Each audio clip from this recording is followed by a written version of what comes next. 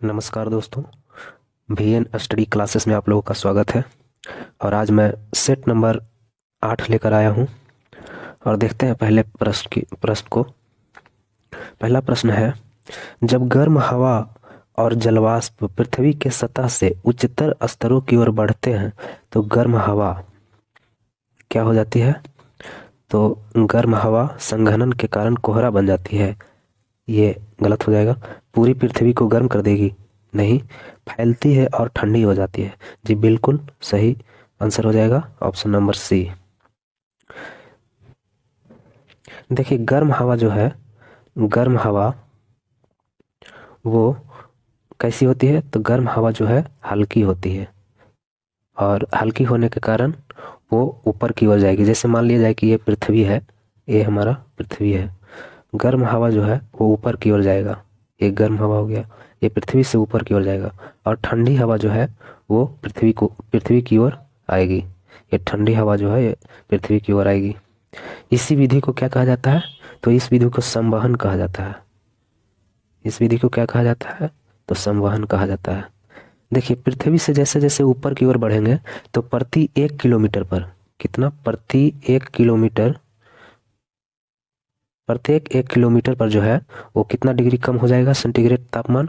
तो 6.5 degree centigrade तापमान की कमी हो जाएगी जैसे जैसे हम पृथ्वी से ऊपर की ओर बढ़ेंगे। और इसे ही तापमान ह्रास की दर कहा जाता है। क्या कहा जाता है? तो तापमान ह्रास की दर कहा जाता है। तापमान ह्रास की दर। तो जब गर्म हवा और जलवाष्प पृथ्वी की सतह से उच्चतर स्तरों की ओर बढ़ते हैं तो गर्म हवा फैल जाएगी और ठंडी हो जाती है। तो ऑप्शन नंबर सी बिल्कुल सही आंसर हो जाएगा। अगला प्रश्न है, मानव शरीर में उपास्थि अणु कहाँ मौजूद होते हैं? तो उपास्थि क्या है? ये उपास्थि जो है वो जिस अस्थि में लचीलापन होता है। जिस अस्थि में क्या होगा? तो लचीलापन होगा। जैसे कान की हड्डी और नाक की हड्डी, ये सब क्या है? तो ये सब उपास्थि है, उपास्थि का भाग है। तो उपास्थि का मतलब होता है जिस अस्थि में लचीलापन होता है उसे उपास्थि कहा जाता है। और यह किसका भाग होता है? तो यह संयोजी ऊतक का भाग होता है। देखिए, उपास्थि किसका बना होता है? उपास्थ उपास्थि सॉरी अस्थि जो है, अस्थि वो अस्थि जो बना होता है वो किसका होता है? तो try calcium try calcium phosphate का बना होता है। अस्थि किसका बना होता है? तो ट्राई कैल्शियम फॉस्फेट का बना होता है। क्या? तो अस्थि बना होता है। और देख लीजिए इसमें क्या चीज होता है। तो कंडरा के बारे में बात करते हैं। कंडरा कंडरा क्या होता है? तो कंडरा, इसे मैंने बताया था पीछे भी, MBT। एम से हो गया मसल्स यानी मांसपेशी, मांसपेशी हो गया। और बी से हो गया बोन यानी अस्थि। और टी से हो गया टेंडन। यानी टेंडन जो है, टेंडन को ही हिंदी में कहते हैं कंडरा। तो टेंडन किसका काम करता है? तो मांसपेशी को अस्थि से जोड़ने का काम कौन करता है? तो टेंडन या कंडरा करता है। मांसपेशी को अस्थि से जोड़ने का काम करता है। इसका ट्रिक है MBT। एम से हो गया मसल्स, बी से हो गया बोन, और टी से हो गया टेंडन। एक होता है स्नायु, एक होता है स्नायु। स्नायु के बारे में भी मैंने बताया था कि BBL। इसका ट्रिक हो गया BBL। बी से हो गया अस्थि बोन, अस्थि यानी बोन, और बी से हो गया बोन यानी अस्थि। अस्थि को अस्थि से जोड़ने का काम कौन करता है? तो लिगामेंट या स्नायु करता है। लिगामेंट का ही हिंदी नाम स्नायु होता है। तो अस्थि यानी हड्डी को हड्डी से जोड़ने का काम कौन करता है? तो वह लिगामेंट करेगा, जिसे स्नायु बोला जाता है। तो इसमें से हमारा सही उत्तर क्या हो जाएगा? संयोजी ऊतक। उपास्थि अणु कहाँ मौजूद होते हैं? तो संयोजी ऊतक में। उपास्थि में आ जाता है क्या क्या? जैसे कान की हड्डी लचीलापन होता है, और नाक की हड्डी, ये सभी उपास्थि कहलाएगा। बढ़ते हैं अगले प्रश्न की ओर। निम्न में से कौन सी धातु सबसे अधिक क्रियाशील है? तो देखिए, धातु की क्रियाशीलता मैंने एक बार फिर बता देता हूँ, ये पीछे भी बताया था। धातु की क्रियाशीलता, धातु की क्रियाशीलता का क्रम बता देता हूँ। के, Na, Ca, Mg, aluminium, Zn, Fe, Pb, Hg,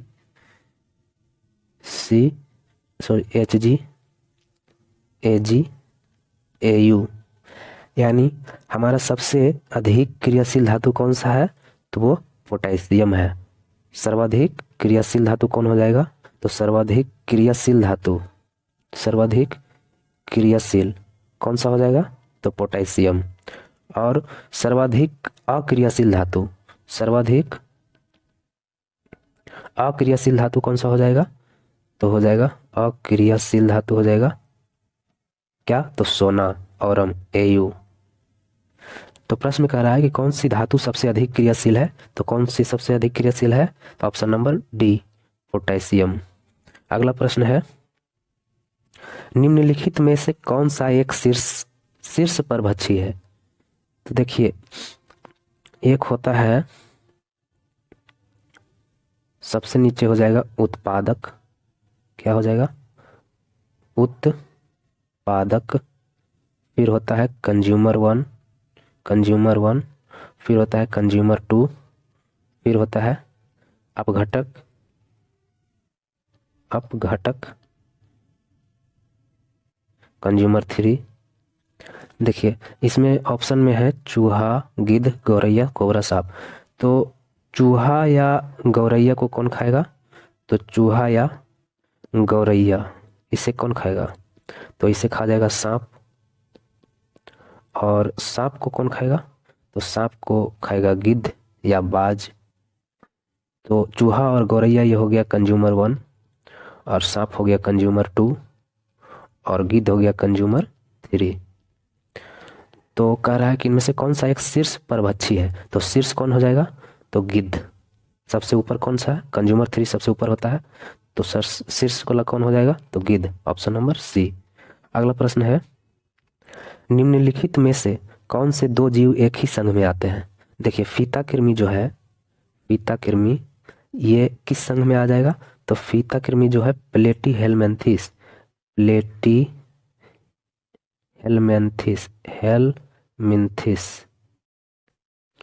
कौन सा संघ में आएगा? फीता कृमि तो प्लेटीहेल्मिन्थेस संघ में आएगा। और गोल कृमि किस संघ में आता है? तो यह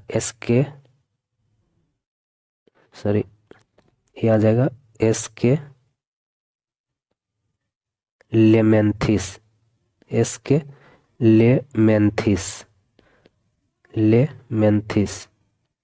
संघ में। फीता कृमि आ जाएगा प्लेटीहेल्मिन्थेस के संघ में, और गोल कृमि हो जाएगा एस्केलेमेंथिस के संघ में। देखिए, तितली और झींगा ये दोनों एक ही संघ के प्राणी है। कौन से संघ के? तो आर्थ्रोपोडा। तो हमारा ऑप्शन नंबर बी बिल्कुल सही हो जाएगा। क्या? तो तितली और झींगा एक ही संघ में आते हैं। समुद्री ककड़ी जो है वो किस श्रेणी में आते हैं? तो समुद्री ककड़ी जो है वो इकाइनोडर्मेटा संघ में आते हैं, इकाइनोडर्मेटा संघ में आते हैं। और समुद्री एनीमोन जो है, समुद्री एनीमोन ये सिलेंट्रेटा संघ में आते हैं। कौन से संघ में? सिलेंट्रेटा ग्रुप में आते हैं। और केचुआ जो है, केचुआ ये एनेलिडा संघ में आते हैं, एनेलिडा। केचुआ किस संघ में आता है? तो एनेलिडा संघ में आता है। और कनखजूरा जो है वो कनखजूरा आर्थ्रोपोडा में आता है, तो प्रश्न कह रहा है कि कौन से दो जीव एक ही संघ में आते हैं? तो ऑप्शन नंबर बी, तितली और झींगा किस संघ में आते हैं? तो आर्थ्रोपोडा संघ में। अगला प्रश्न है, कच्चे तेल से पेट्रोल को अलग करने के लिए उपयोग की जाने वाली विधि कौन सी है? तो इसमें ऑप्शन नंबर सी सही आंसर हो जाएगा, आंशिक आसवन विधि है। कच्चे तेल से पेट्रोल को अलग करने की विधि है आंशिक आसवन विधि। क्रोमैटोलॉजी क्या है? तो क्रोमैटोलॉजी इसमें अधिशोषण विधि द्वारा पदार्थों को अलग करते हैं। किस विधि द्वारा? तो अधिशोषण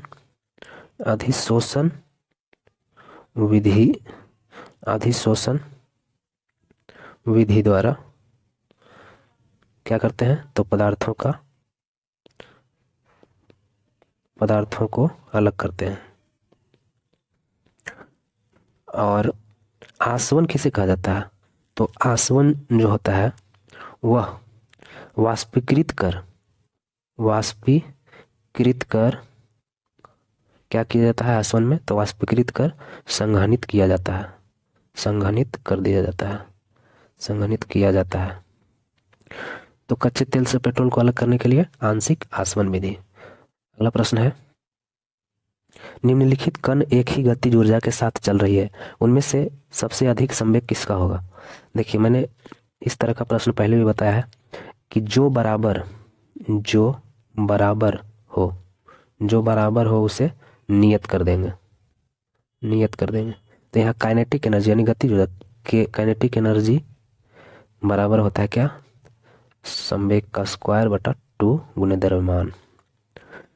तो यहाँ प्रश्न में गतिज ऊर्जा, एक ही गतिज ऊर्जा कह रहा है, यानी समान की बात कौन कर रहा है, तो गतिज ऊर्जा। तो गतिज ऊर्जा को क्या कर देंगे, तो इसे नियत कर देंगे। तो इसे जब नियत करेंगे तो क्या होगा, हो जाएगा पी स्क्वायर समानुपाती 2m। अब देखिए, इसका एक कॉन्सेप्ट होता है कि जिसका द्रव्यमान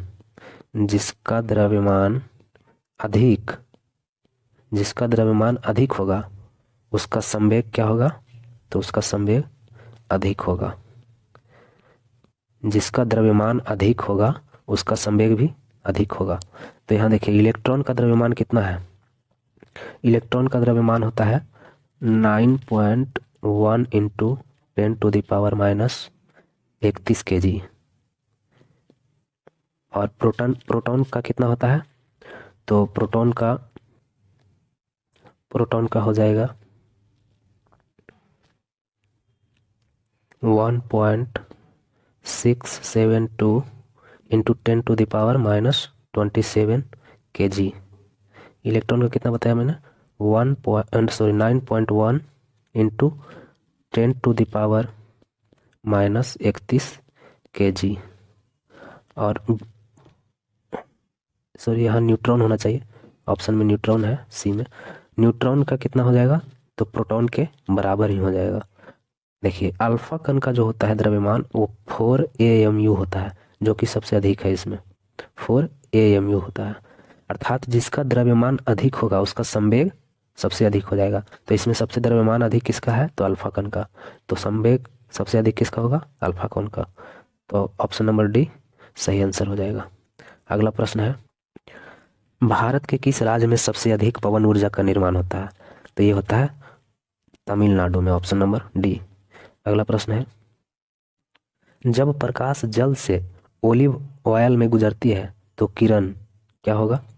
तो देखिए, जल का अपवर्तनांक जो होता है, जल का अपवर्तनांक यानी म्यू, अपवर्तनांक कितना होता है, तो 1.33 होता है। और ओलिव ऑयल का कितना होता है, तो ओलिव ऑयल का हो जाएगा, इसका होता है 1.47। तो इसका कॉन्सेप्ट क्या होता है कि जिसका अपवर्तनांक ज़्यादा होगा वह दूसरे की अपेक्षा सघन माध्यम होगा, और जिसका अपवर्तनांक कम होगा वह विरल माध्यम होगा। तो अपवर्तनांक देखिए, ओलिव ऑयल का ज़्यादा है, तो ओलिव ऑयल कैसा हो जाएगा, तो ये सघन माध्यम हो जाएगा। और जल क्या हो जाएगा, तो जल विरल माध्यम हो जाएगा। तो कह रहा है इसमें कि जब प्रकाश जल से, ये देखिए, प्रकाश जो है वो जल से, यानी जल क्या है, तो विरल माध्यम है, तो जल से किस में जाता है, तो ओलिव ऑयल में जाता है, यानी सघन माध्यम में जाता है। सघन माध्यम में जाएगा तो क्या होगा, तो इसका कॉन्सेप्ट होता है कि जिसका अपवर्तनांक ज़्यादा होगा वह दूसरे की अपेक्षा सघन माध्यम, यानी कि ये ओलिव ऑयल सघन माध्यम हो गया और जल हमारा विरल माध्यम हो गया। तो विरल से सघन में जाएगा तो क्या होगा, तो वह अभिलंब की ओर मुड़ जाएगा। क्या होता है, तो अभिलंब की ओर मुड़ जाएगा। तो ऑप्शन नंबर इसमें कौन सा है, अविचलित गुजर जाएगा, ये गलत हो जाएगा। अभिलंब की ओर मुड़ेगी, ऑप्शन नंबर 20 सही हो जाएगा। क्या हो जाएगा, तो अभिलंब की ओर मुड़ जाएगा। अगला प्रश्न है, अगले प्रश्न में बढ़ने से पहले एक चीज और बता देते हैं कि अपवर्तनांक बराबर क्या होता है। तो अपवर्तनांक बराबर अपवर्तनांक यानी कि म्यू बराबर क्या हो जाएगा, तो म्यू बराबर हो जाएगा सी बटा भी।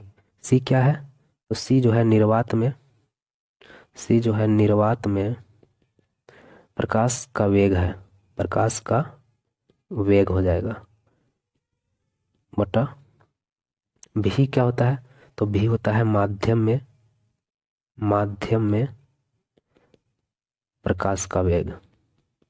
यानी अपवर्तनांक बराबर पूछेगा कि क्या होता है, तो निर्वात में प्रकाश का वेग बटा माध्यम में प्रकाश का वेग। अपवर्तनांक जो होता है ना, अपवर्तनांक, अपवर्तनांक जो होता है यानी म्यू जो होता है वो तरंगदैर्घ्य का व्युत्क्रमानुपाती होता है। किसका, तो तरंगदैर्घ्य का व्युत्क्रमानुपाती होता है।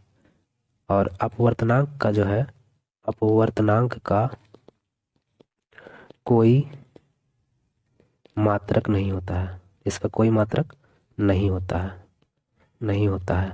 और सर्वाधिक अपवर्तनांक अगर पूछा जाए कि सर्वाधिक अपवर्तनांक किसका होता है, तो सर्वाधिक अपवर्तनांक जो है वो हीरा का होता है। कितना होता है, तो 2.42 होता है। अब बढ़ते हैं अगले प्रश्न की ओर।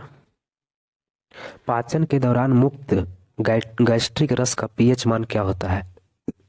तो देखिए गैस्ट्रिक रस में क्या होता है, तो इसमें कौन सा अम्ल होता है, इसमें HCl अम्ल पाया जाता है जो कि अम्लीय प्रकृति का होता है। HCl क्या होता है, तो अम्लीय प्रकृति का होता है। और गैस्ट्रिक रस का जो पीएच मान होता है, जनरली इसका पीएच मान 1.8 से 2.2 के बीच होता है। कहीं कहीं ये नहीं दिया रहेगा, इसके आसपास का वैल्यू दिया रहेगा, लेकिन जनरली जो होता है 1.8 से 2.2 के बीच होता है। इसलिए ये जो गैस्ट्रिक रस है ये HCl के कारण कैसा प्रकृति का हो जाएगा, तो अम्लीय है। और 0 के बराबर जो होगा, ऑप्शन नंबर ए में जो 0 के बराबर दिया हुआ है ये नहीं है, ये गलत हो जाएगा। 7 के बराबर अगर होगा तो यह उदासीन कहलाएगा। 7 के बराबर अगर रहेगा तो उदासीन, 7 से कम, 7 से कम अगर रहेगा तो अम्लीय हो जाएगा, और 7 से अधिक अगर रहेगा तो यह क्षारीय हो जाएगा। तो गैस्ट्रिक रस कैसा प्रकृति का है, तो अम्लीय है, यानी कि 7 से कम, ऑप्शन नंबर सी। अगला प्रश्न है, छोटी माता अथवा स्मॉल पॉक्स उत्पन्न होता है किसके कारण, तो यह होता है विषाणु के कारण उत्पन्न होता है। देखिए छोटी माता जो है, छोटी माता ये किस विषाणु के कारण होता है, तो यह होता है वेरिओला वायरस, वेरिओला वायरस के कारण छोटी माता होता है, वेरिओला वायरस के कारण। और इससे जो है पूरा शरीर प्रभावित हो जाता है। कौन सा अंग होता है, तो पूरा शरीर ही प्रभावित हो जाता है। छोटी माता यानी स्मॉल पॉक्स से पूरा शरीर ही प्रभावित हो जाता है। देखिए विषाणु से, सॉरी इसमें इसमें ऑप्शन नंबर बी हो जाएगा सही, विषाणु। डी में जीवाणु है, तो हमारा सही आंसर कौन सा हो जाएगा, विषाणु, ऑप्शन नंबर बी। विषाणु से और कौन कौन से रोग होते हैं, तो विषाणु से वायरस हो जाता है, डेंगू हो गया, पोलियो हो गया। देखिए डेंगू जो होता है वो कौन सा वायरस से होता है, डेंगू जो है वह अरबो वायरस के कारण होता है। डेंगू किस वायरस के कारण होता है, तो अरबो वायरस के कारण। और किस मच्छर के कारण होता है, तो एडीज एजिप्टी मच्छर के कारण होता है। और पोलियो जो है किस वायरस के कारण होता है, तो पोलियो जो है ये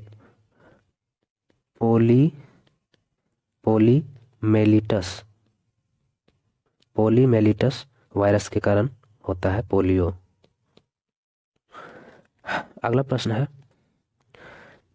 यहाँ प्रश्न में मिस्टेक है, यहाँ पर होना चाहिए अम्ल वर्षा, यहाँ पर कर लीजिएगा अम्ल वर्षा उन स्थानों पर होती है जहाँ क्या होगा, तो देखिए अम्ल वर्षा के बारे में जानते हैं। अम्ल वर्षा का जो सबसे पहले कंसेप्ट दिया था वो किसने दिया था, अम्ल वर्षा का कंसेप्ट जो दिया था सबसे पहले वो दिया था Robert Angus Smith. Robert Angus Smith साहब ने सबसे पहले अम्ल वर्षा का कॉन्सेप्ट दिया था। अम्ल वर्षा में अगर पूछे कि अम्ल वर्षा का पीएच वैल्यू कितना होता है, तो अम्ल वर्षा का पीएच वैल्यू जो हो जाएगा, इसका पीएच वैल्यू कितना होगा, तो 5.6 से कम हो जाता है। कितना हो जाएगा? 5.6 से कम हो जाएगा। अम्ल वर्षा में क्या क्या होता है? तो अम्ल वर्षा में जो है दो ऑक्साइड निकलते हैं, एक एक निकलेगा SO2 और एक निकलेगा NO2, और ये दोनों मिलके क्या क्या बनाएगा? तो H2SO4 बनाएगा, यानी सल्फ्यूरिक अम्ल, और एक बनाएगा नाइट्रिक अम्ल HNO3 बनाएगा, और ये दोनों किसका निर्माण कर देगा? तो अम्ल वर्षा का निर्माण कर देगा। अम्ल वर्षा, अम्ल वर्षा का निर्माण का कारक कौन कौन है?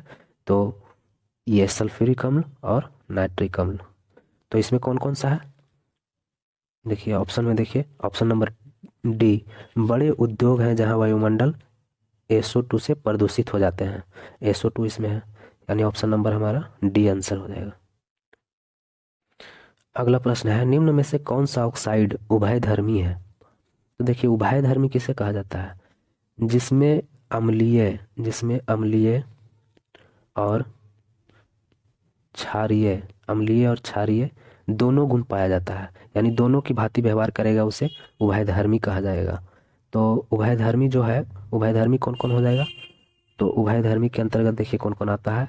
Al2O3, ZnO, PbO, SnO2, ये सभी जो है उभयधर्मी होते हैं। और धातु के ऑक्साइड क्या होते हैं? तो धातु के ऑक्साइड जो होंगे वो किसकी भांति व्यवहार करेंगे? तो क्षारीय क्षारीय व्यवहार करेंगे। धातु के ऑक्साइड अगर कहे कैसा व्यवहार करेगा? तो क्षारीय व्यवहार। और अगर कहे अधातु के ऑक्साइड, अधातु के ऑक्साइड कैसा व्यवहार करेगा? तो यह अम्लीय व्यवहार करेगा, अम्लीय व्यवहार करेगा। और उदासीन ऑक्साइड अगर पूछे कि उदासीन ऑक्साइड कैसा व्यवहार करेगा? उदासीन ऑक्साइड, तो यह उदासीन ऑक्साइड के अंतर्गत आ जाएगा कार्बन मोनोऑक्साइड, नाइट्रोजन मोनोऑक्साइड और नाइट्रस ऑक्साइड। उदासीन ऑक्साइड के अंतर्गत कौन कौन आते हैं? तो कार्बन मोनोऑक्साइड, नाइट्रोजन मोनोऑक्साइड और नाइट्रस ऑक्साइड। और धातु के ऑक्साइड कैसा व्यवहार करेगा? तो क्षारीय, अधातु के तो अम्लीय। तो इसमें से हमारा आंसर कौन सा हो जाएगा? Option number D. Option number कौन सा हो जाएगा? तो ऑप्शन नंबर इसमें बी हो जाएगा, जो कि उभयधर्मी है, SnO2। उभयधर्मी में मैंने लिखा है Al2O3, ZnO, PbO, SnO2। तो यही ऑप्शन नंबर बी में है, तो ऑप्शन नंबर बी हमारा सही आंसर हो जाएगा। अगला प्रश्न है, उस पादप उत्तक की पहचान करें जो कि एक प्रकार का विभाज्योतक नहीं है। देखिए पादप उत्तक जो है, पादप उत्तक, पादप उत्तक जो है यह दो भागों में बटा होता है। एक होता है विभाज्योतक, विभाज्योतक, और एक होता है अस्थायी उत्तक, अस्थायी उत्तक। विभाज्योतक के अंतर्गत कौन कौन आते हैं? तो इसमें आते हैं पार्श्व, मध्यनिविष्ट, मध्यनिविष्ट, मध्यनिविष्ट और शीर्षस्थ, शीर्षस्थ। ये विभाज्योतक के अंतर्गत आते हैं। और अस्थायी उत्तक भी दो प्रकार का होता है, एक होता है सरल उत्तक, एक होता है सरल उत्तक और एक होता है जटिल उत्तक। तो जटिल उत्तक भी दो प्रकार के होते हैं, एक होते हैं जाइलम, जाइलम, और एक होते हैं फ्लोएम। तो देखिए जाइलम की बात कर रहा है, यहाँ ऑप्शन में दिया हुआ है कि उस पादप उत्तक की पहचान करें जो कि एक प्रकार का विभाज्योतक नहीं है। तो विभाज्योतक में देखिए ये आता है पार्श्व, मध्यनिविष्ट और शीर्ष स्थित। तो जाइलम इसका सही आंसर हो जाएगा, जो कि विभाज्योतक का भाग नहीं है। विभाज्योतक जाइलम क्या है? तो जाइलम जो है एक जटिल अस्थायी उत्तक है। क्या हो जाएगा? यह जटिल अस्थायी उत्तक है। तो हमारा ऑप्शन नंबर डी सही आंसर हो जाएगा। तो दोस्तों आज इतना ही, और अगर वीडियो अच्छा लगे तो कृपया वीडियो को लाइक कर दें और हमारे चैनल को सब्सक्राइब करें और अपने दोस्तों में शेयर करें। तो आज के लिए इतना ही। अब मिलते हैं नेक्स्ट वीडियो में, तब तक के लिए जय हिंद।